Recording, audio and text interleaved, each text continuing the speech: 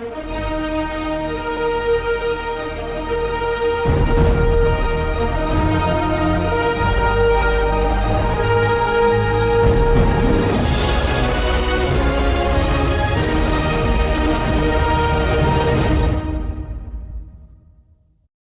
dear friends, to Day 7 of our enriching journey through the Spiritual Harvest video series.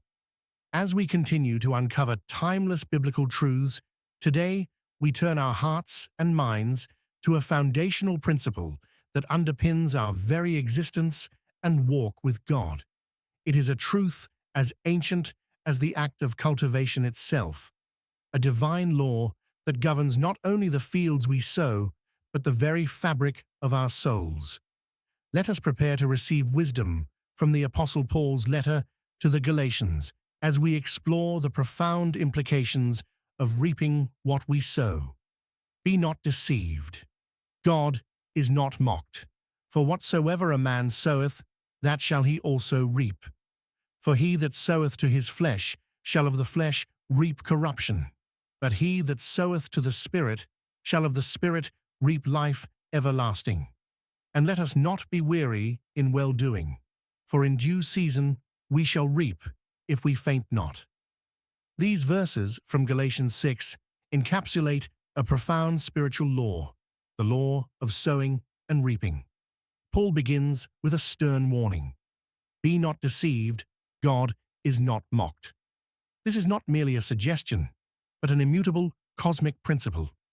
Just as a farmer cannot sow wheat and expect to reap barley, so too in the spiritual realm, our actions have direct and unavoidable consequences. We cannot sow seeds of unrighteousness and expect a harvest of righteousness. We cannot disregard God's ways and believe ourselves exempt from the spiritual repercussions. Paul then clarifies this law with two distinct paths of sowing. For he that soweth to his flesh shall of the flesh reap corruption, but he that soweth to the Spirit shall of the Spirit reap life everlasting. Sowing to the flesh means yielding to our sinful desires, living for worldly pleasures, selfish ambitions, and fleeting gratifications. The harvest of such sowing is corruption, decay, spiritual barrenness, and ultimately eternal separation from God.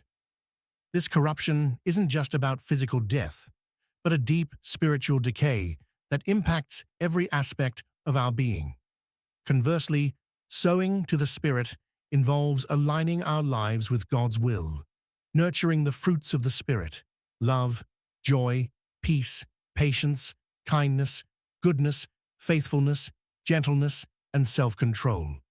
It means prioritizing God's kingdom, living a life of obedience, prayer, and service.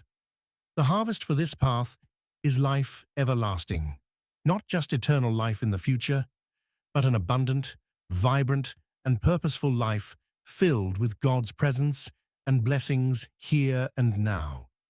This life is characterized by true fulfillment, peace, and spiritual vitality.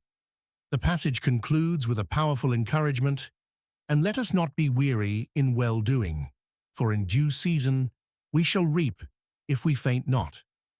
Paul understands that living a life sown to the Spirit can be challenging.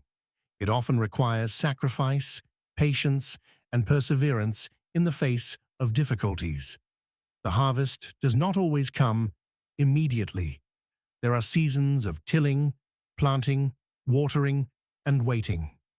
But there is a divine promise.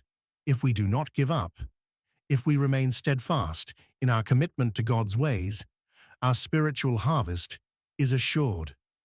Our consistent acts of faith, love, and righteousness are seeds that God Himself will bring to fruition in His perfect timing. So, let us be diligent in our sowing, trusting in the unfailing promise of a bountiful spiritual harvest. As we conclude Day 7, remember the profound truth of sowing and reaping. Your daily choices are planting seeds for your future harvest. If this message has resonated with you, please show your support by liking this video, subscribing to our channel for more spiritual insights, and sharing it with someone who needs to hear this truth. Also, be sure to check out our sponsors linked in the description below, whose support makes these videos possible. May God bless you as you continue to sow to the Spirit.